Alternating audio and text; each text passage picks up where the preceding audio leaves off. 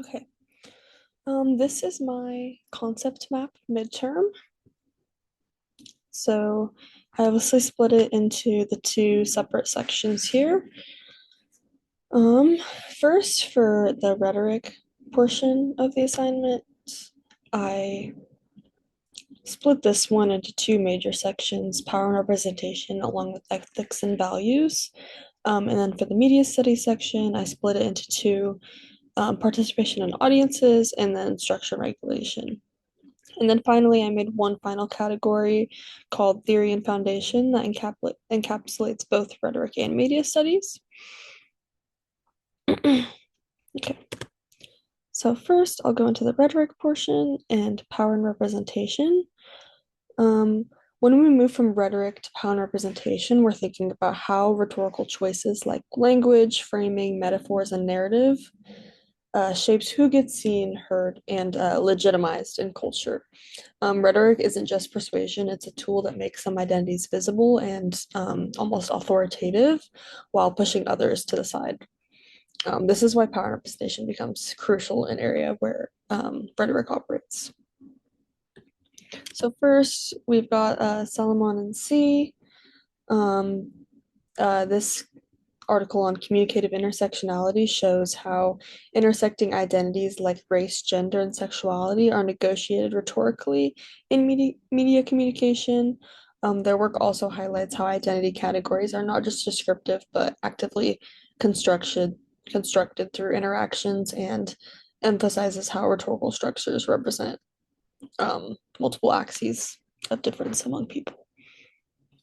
Second, we have Bennett's No Wonder You Have a Diversity Problem, which shows how exclusion in the media industry is not only structural but rhetorical.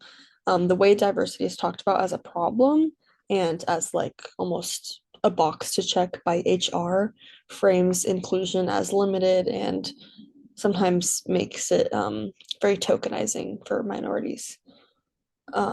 Rhetoric here exposes how language maintains unequal power structures.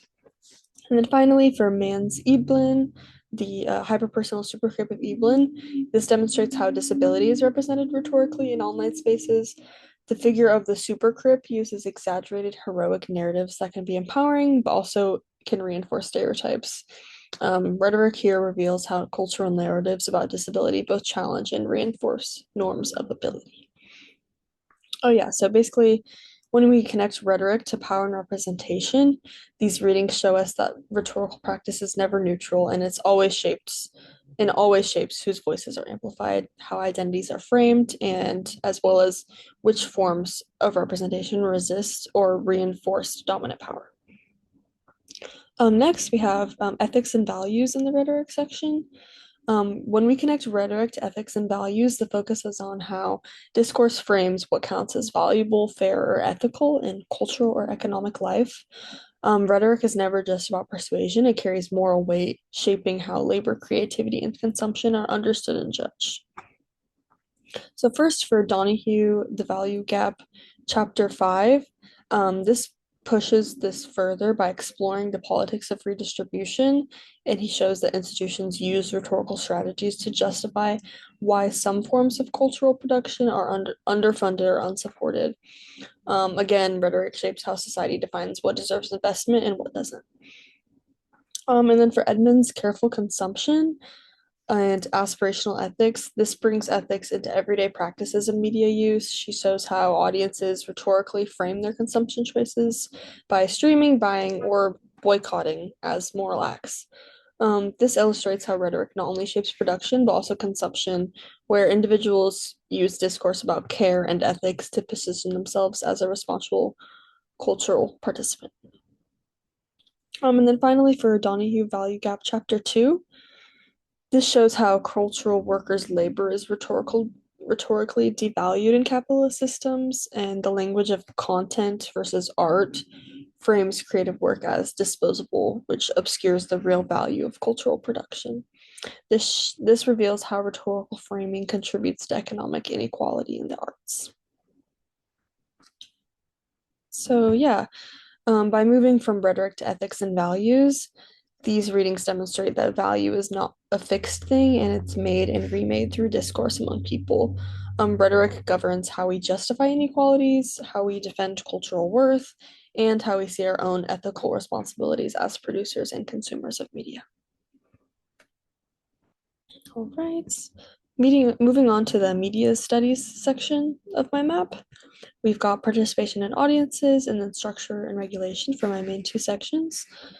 First, I'll go into participation in audiences. And I think that from the perspective of media studies, power and representation are not just about individual rhetorical choices, but about the larger systems, industries, and audiences that produce and interpret media. Media studies asks who has the power to produce media, how are audiences positioned, and what forms of representation circulate globally. So first, Lexmono and Maharani, the K-pop's fan article shows how fandom is a site where audiences negotiate representation. Especially K-pop fans use media practice like translation and social networking to assert cultural presence. Media studies highlights how these audiences challenge the global imbalance of representation and shows power at the level of grassroots participation.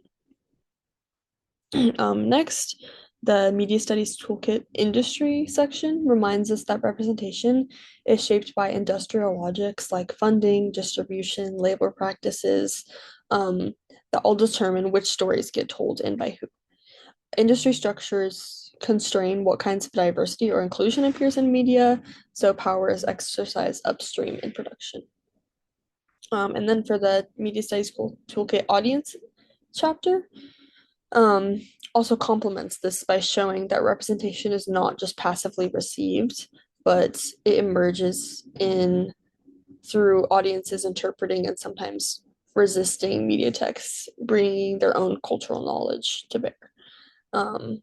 And then this push and pull between media producers and audiences kind of like predicts who has power. And then for James, effective participation from the in between, this emphasizes how effects like emotion, identification, and attachment structures participation in media. Representation is not just symbolic, but it has real effective force shaping how audiences experience inclusion, exclusion, or belonging.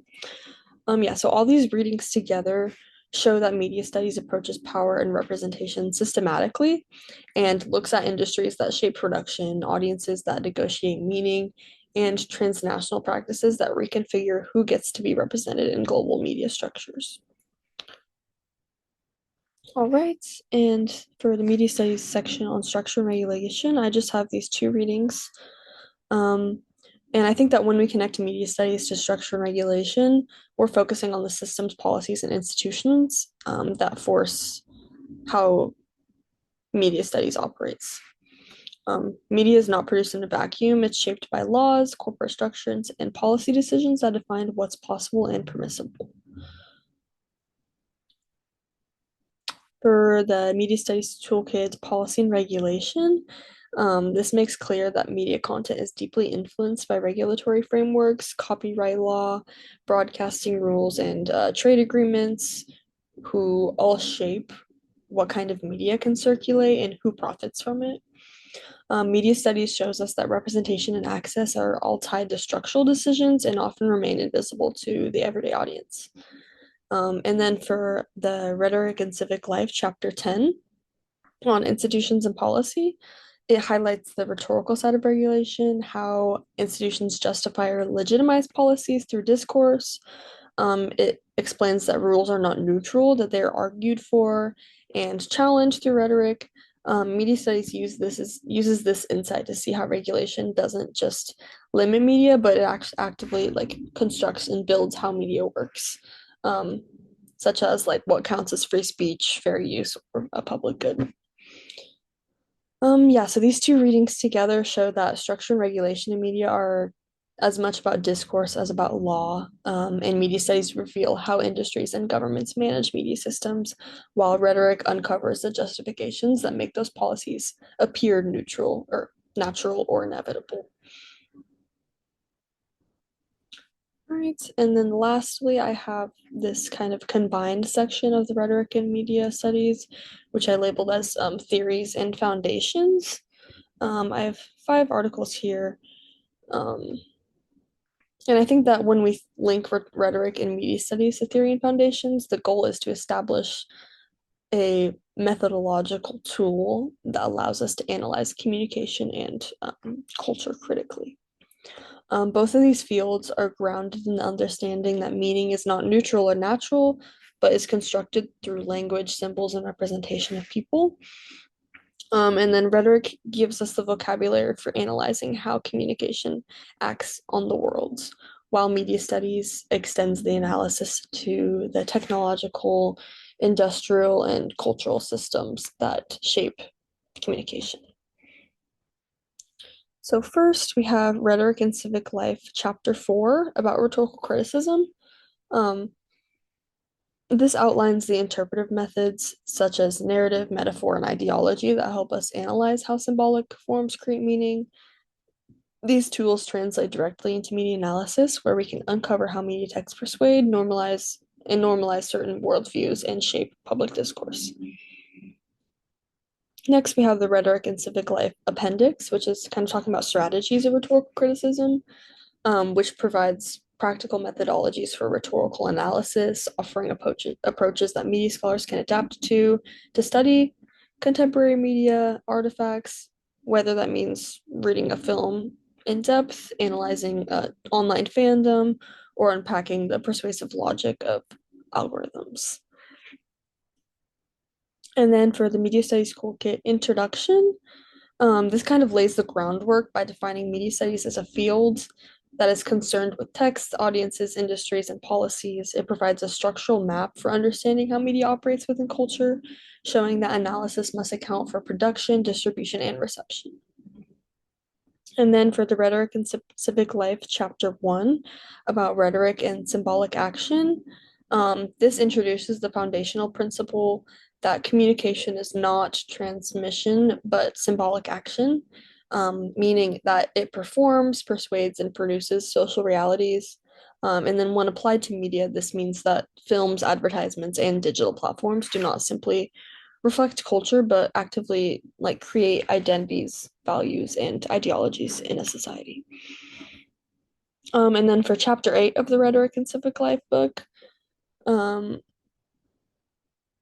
we have how this adds depth by explaining how ethos, pathos, and logos function as rhetorical appeals. And in the media context, these appeals are reimagined as the means by which text and platforms construct credibility, elicit emotion, and frame rational or moral arguments for audiences. Yeah, so these 5 taken together, I think really demonstrate that rhetoric and media studies share a common foundation in the critical analysis of symbolic power. While where rhetoric provides the theory of how meaning and persuasion operate, media studies applies that theory to the complex ecosystems of modern communication. Um, and together, when we put them together, they allow us to move from simply consuming media to critically interpreting the symbolic and material forces that shape our society and public life. Yeah, so that is my map. Thank you so much.